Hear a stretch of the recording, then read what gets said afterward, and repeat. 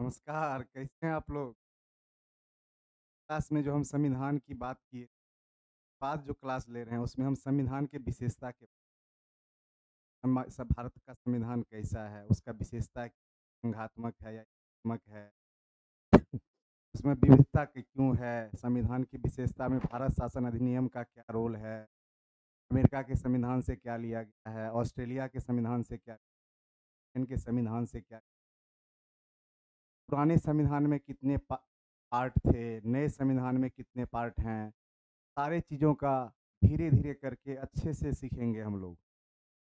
चलिए सीखने का कोशिश करते हैं। पहले क्या दिया हुआ है? भारतीय संविधान की विशेषता। तो इसमें लिखा हुआ क्या है कि भारतीय संविधान विश्व के सभी संविधान में किसी भी देश के संविधान से अनोखा संविधान है। भारत का जो संविधान है विश्व के किसी भी देश में जो इस पूरे वर्ल्ड में है, उससे सारे देश से अलग संविधान है। इसमें बहुत सारा चीज़ का निचोड़ है। अलग-अलग देश के संविधान से बहुत सारा चीज़ लिया गया है, लेकिन कंप्लीट किसी से नहीं लिया गया। बहुत सारा भाग फिर लगभग 50% भाग किससे लिया गया है? भारत शासन अधिनियम 1935 से। उसी के बारे में यहाँ लिखा गया है। इसको अच्छे से पढ़िएगा आप लोग और इसमें क्या है कि अब भारत शासन अधिनियम के ब्रिटिश कालीन भारत शासन अधिनियम के भाग से लिया गया है। भारतीय दर्शन, स्वतंत्रता आंदोलन, मानवाधिकार, देखिए मानवाधिकार घोषणा पत्र, समकालीन वैश्विक जगत के प्रगतिशील विचारधारा, संवैधानिक विशेषज्ञों के विचारों से प्रभावित प्रभावित भारत का संविधान दुनिया का सबसे शक्तिशाली और व्यापक संविधान है। भारतीय संविधान विदेशी संविधानों का मात्र अनुकरण न होकर अपने आप में सर्वेयर अनुपम और अनूठा है। अब देखिए भारतीय संविधान की प्रमुख विशेषताओं को अलग-अलग पॉइंट में बना के दिखाया गया है। बहुत सारा पॉइंट है, लगभग 15-20 पॉइंट है। इसमें आपके सारे ऑब्जेक्टिव्स क्वेश्चन जो आज तक पूछे गए हैं उस इसमें इंक्लूड हैं। आप देखिएगा तो बहुत ज़्यादा अच्छा से समझ में आएगा और एक तरह से ये मेंस का भी हो जाएगा। आप इसको एक मेंस का भी क्वेश्चन एक आप अगर अच्छे से देखिएगा तो ये प्रिपेयर हो जाएगा। तो समझ गए होइएगा फीचर क्या है, विशेषता क्या है भारतीय संविधान का और हर एक विशेषता को हम क्या किए हैं पॉइंट वाइज अलग-अलग इसमें कुछ पॉइंट को आज समझेंगे, फिर कुछ पॉइंट को आप लोग अगर बोलिएगा तो नेक्स्ट क्लास में आके समझाएँगे। तो चलिए देखते हैं इसमें क्या है। क्या है विशाल आकार, भारतीय भारतीय संविधान का जो आकार है जिस बहुत विशाल है। इसी बीच का क्या कह रहा है कि भारत का संविधान विश्व के सभी देशों के संविधान से बड़ा संविधान है। इसके मौलिक संस्करण में 22 भाग थे। जो पुराना जब संविधान बना था तो उस समय क्या हुआ कितने भाग थे? 22 भाग। अनुच्छेद कितने थे? 395 और अनुसूची 8 था। मिसिंग हो गया है थोड़ा-सा, किंतु अनेक संशोधनों के पश्चात अब इसमें क्या हो गया है? भाग 470 हो गया है, अनु अनुच्छेद 470 हो गया है, 25 भाग हो गया है और 12 अनुसूचियाँ हैं। कितना है? 12 अनुसूचियाँ हैं, जबकि यहीं से क्वेश्चन बनेगा, जबकि अमेरिका के संविधान में केवल कितने अनुच्छेद हैं? तो 7 अनुच्छेद हैं। कनाडा के संविधान में कितने अनुच्छेद हैं? तो 147 अनुच्छेद हैं। और ऑस्ट्रेलिया के संविधान में कितने अनुच्छेद हैं? तो 128 अनुच्छेद हैं। इस तरह से हम कह सकते हैं कि भारतीय संविधान का आकार दुनिया के अन्य देशों के संविधान से बहुत ज़्यादा बड़ा है। वो आपको समझ में भी आ गया होगा। इस 470 अनुच्छेद, 25 25 क्या है इसमें? भाग है। अनुसूची कितना है? 12 है। और फिर हम आगे कब जब क्लास लेंगे नेक्स्ट क्लास उसमें अलग-अलग अनुसूची के बारे में पढ़ेंगे, अलग-अलग भाग के बारे में पढ़ेंगे, अलग-अलग अनुच्छेद के बारे में पढ़ेंगे, फंडामेंटल राइट्स के बारे में पढ़ेंगे, बहुत सारा डीपीएसपी।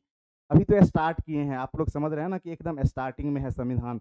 और अभी जैसे आप लोग क्लास ज्वाइन कीजिएगा तो काफ़ी अच्छे से समझ में भी आएगा आपको बाद में। इसलिए क्लास मिस नहीं कीजिएगा, हर एक वीडियो को देखिएगा और अच्छे से कंसंट्रेशन के साथ देखिएगा। अब ये देखिए विशालता का कारण, अगर कोई विशाल है तो उसका कारण भी तो कुछ न कुछ होगा ना। क्या है कि पहला है कि भारत का भौगोलिक विस्तार बहुत बड़ा है। कहाँ से? कश्मीर से लेकर कन्याकुमारी तक। और इधर क्या है अरब सागर में क्या है द्वीप?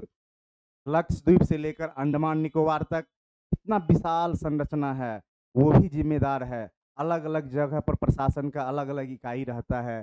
दूसरा क्या है, भारत की भौगोलिक तथा सांस्कृतिक विविधता भी है। हमारे देश में क्या है, अनेकता में एकता। अलग अलग समुदाय के लोग एक साथ खुशी खुशी रहते हैं।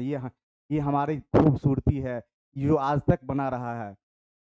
और उसमें क्या है, तीसरा क्या है कि भारत शासन अधिनियम 1935, उसका जो है लगभग 50% भाग लेके भारत संविधान का ढांचा तैयार किया गया है। अब तीसरा क्या है कि केंद्र तथा राज्यों का सम्मिलित संविधान है। यहाँ पर अलग अलग संविधान नहीं है, केंद्र और राज्य के लिए, सबके लिए क्या है, एक संविधान है, वो कोई अलग चीज नहीं है इसमें। अब तीसरा क्या है, अगला क्या है कि कानूनी कानूनी विशेषज्ञों का संविधान सभा में प्रभुत्व। जो कानून के विशेषज्ञ थे, जो जो कानून के विशेषज्ञ थे, वो आपस में क्या किए थे, मिल के संविधान सभा में भाग लिए थे और उसके बाद क्या किए थे, संविधान का निर्माण किए थे। तो समझ सकते हैं कि जो कानून के जानकार होंगे और वो संविधान का निर्माण करेंगे तो कितना अच्छा और सरल संविधान होगा। अब क्या है, लिखित संविधान और संविधान सभा द्वारा निर्मित। मतलब संविधान क्या है, लिखित है। विश्व में कुछ देश ऐसे भी हैं जिसका संविधान लिखित नहीं है, लेकिन हमारे देश का संविधान क्या है, लिखित है। इसमें क्या है कि भारत का संविधान एक लिखित संविधान है, जबकि ब्रिटेन का संविधान अलिखित है। ब्रिटेन में क्या अलिखित संविधान है, लेकिन भारत में क्या है, लिखित संविधान है। आप लोग को समझ में आ गया होगा, कोई दिक्कत? ये सब ऑब्जेक्टिव क्वेश्चंस हैं, आपके एग्जाम में कहीं ना कहीं पूछे गए हैं। और सारे क्वेश्चन को हम क्या किए हैं, एक साथ किए हैं। सारे क्वेश्चन को एक साथ मिला के आपके सामने दिए हैं, जिससे कि इसको क्वेश्चन को हम क्या कर लिए हैं, एक वन लाइनर के फॉर्म में दे दिए हैं। जिसका डिमांड आप लोग बहुत ज़्यादा करते हैं कि one liner sir, one liner. तो वन लाइनर के फॉर्म में हर एक चीज़ को बताया गया है। और भारतीय संविधान का निर्माण नवंबर 1946 में गठित संविधान सभा द्वारा लगभग 300 वर्षों में क्या है, संविधान सभा। अब इसी से देखिए, संविधान सभा का गठन कब हुआ था, तो 1946 में। और कितने दिन लगे थे, तो लगभग 3 वर्ष। उसमें 2 वर्ष 11 महीना और 18 दिन, इतने दिन लगे थे भारतीय संविधान को बनाने में। समझिए कितना ज्यादा टाइम लगा है। और क्या है, विभिन्न स्रोत। भारत का जो अब बताए थे ना स्टार्टिंग में कि एक ही स्रोत से नहीं लिया गया, अलग अलग स्रोत से लिया गया, अलग अलग रिसोर्सेज से लिया गया है। जहाँ पे अच्छा चीज मिला उसको ये क्या करके अपने आप में समाहित कर लिए। पहला क्या है, भारतीय संविधान के निर्माण में इसका ढांचागत हिस्सा 1935 के अधिनियम से लिया गया। बताए भी थे ना पहले आपको भी थोड़ा देर, कि ढांचागत हिस्सा जो है 1935 के संविधान से, भारत शासन अधिनियम से लिया गया है। उसके बाद क्या है, इसके दार्शनिक भाग, इसका जो दार्शनिक भाग है, जिसको क्या बोलते हैं, मौलिक अधिकार, जिसे अमेरिका के संविधान से लिया गया है। और दूसरा क्या है कि आयरलैंड से क्या लिया गया है, राज्य के नीति निर्देशक तत्व। आयरलैंड से क्या लिया गया है, राज्य के नीति निर्देशक तत्व। इसके अलावा Canada, Australia, Germany, France, Britain, दक्षिण अफ्रीका, जापान जैसे, सोवियत संघ जैसे देशों के से भी कुछ कुछ लेके भारतीय संविधान में डाला गया है, समाहित किया गया है। ठीक है। अब देखिए अगला क्या है, संविधान की सर्वोच्चता, सुप्रीमेसी ऑफ द कॉन्स्टिट्यूशन। संविधान की सर्वोच्चता, संविधान से ऊपर कोई नहीं है। इसीलिए कहा गया है कि भारतीय संविधान देश का सर्वोच्च कानून है।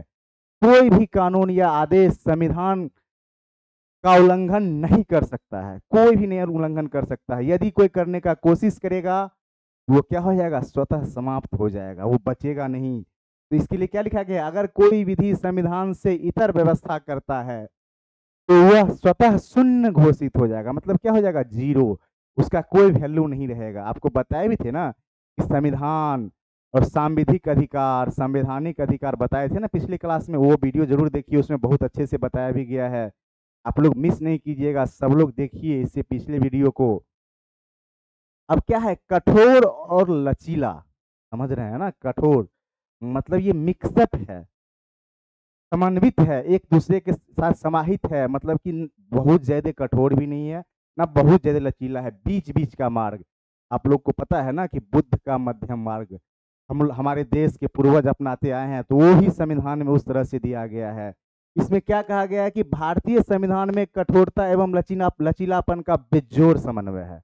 मतलब क्या, कठोरता और लचीलापन का एक समन्वय है, एक साथ है। इसके कुछ अनुच्छेदों को संसद के सामान्य बहुमत द्वारा संशोधित किया जा सकता है। मतलब कुछ अनुच्छेद ऐसे हैं जिसको संसद के सामान्य विधि द्वारा क्या किया जा सकता है, संशोधित किया जा सकता है। और कुछ अनुच्छेद को संशोधन के लिए संसद के 2/3 बहुमत का होना बहुत आवश्यक है, जो संविधान के लचीलापन होने का दर्श को दर्शाता है। कहने का मतलब क्या हुआ कि संविधान का जो में कुछ अनुच्छेद में यदि संशोधन करना होगा तो सामान्य बहुमत से कर सकते हैं, या तो 2/3 बहुमत से कर सकते हैं। तो ये तो बहुत आसान प्रोसेस है ना, इसलिए इसको क्या कहेंगे, लचीलापन। और दूसरा क्या है कि इसके अलावा कुछ ऐसे भी हैं जिसके लिए 2/3 बहुमत के साथ कुछ राज्यों की अनुमति का भी जरूरत पड़ेगा। जैसे अगर मान लीजिए कि हम किसी राज्य विशेष में कुछ चेंज करने जा रहे हैं, उससे अनुमति लेना पड़ेगा, उसके बाद हम संशोधन करेंगे। तो इसीलिए क्या कहा गया है, उस राज्य में जो विधानमंडल होगा, उस विधानमंडल से क्या करेंगे, सलाह लेंगे, तब जाके हम संशोधन करेंगे। इसलिए क्या कह सकते हैं कि भारतीय संविधान क्या है, कठोर भी है। कैसा लग रहा है आप लोग को, अच्छा लग रहा है कि नहीं लग रहा है, बताइए। अब इसमें क्या है कि क्या कह रहा है कि इसके विपरीत कुछ अनुच्छेद को संशोधित करने के लिए 2/3 बहुमत के साथ साथ 2 से अधिक राज्यों के विधानमंडल की स्वीकृति भी आवश्यक है। यही चीज तो हम भी बताए। अब उसमें क्या है, इस जो कि भारतीय संविधान के कठोरतम स्वरूप को क्या करता है, दर्शाता है। समझ रहे हैं ना, कोई दिक्कत तो नहीं है। चलिए आगे बढ़ते हैं, देखते हैं। अब आप समझ रहे होइएगा कि कितना पढ़ना है और कैसे पढ़ना है। बड़ी सटीक तरीके से लिखा गया है। जितना भी क्वेश्चंस होगा एग्जाम का, ये वन लाइनर के फॉर्म में, एक बार आप इसको पढ़ लीजिएगा, फिर दिक्कत नहीं होगा किसी भी एग्जाम में। अब क्या है, संघात्मक और एकात्मक लक्षण, यही चीज बहुत इंपॉर्टेंट है, इसको समझना है। मिक्सचर ऑफ फेडरलिज्म और यूनिटेरियनिज्म। और इसमें क्या है कि भारतीय संविधान संघात्मक होते हुए भी एकात्मकता की ओर झुका हुआ है। समझ रहे हैं ना, इस संघात्मक स्वरूप है, लेकिन क्या है, एकात्मकता यूनिट के रूप में झुका हुआ है, यूनिटरी की तरफ झुका हुआ है। इसके लिए क्या है, लिखित संविधान है। इसका पहला कंडीशन क्या है कि इसका संविधान लिखित है। दूसरा क्या है कि यहाँ का न्यायपालिका स्वतंत्र है, न्यायपालिका इंडिपेंडेंट है, किसी पर वो निर्भर नहीं है। डिसीजन लेने के लिए न्यायपालिका स्वतंत्र है।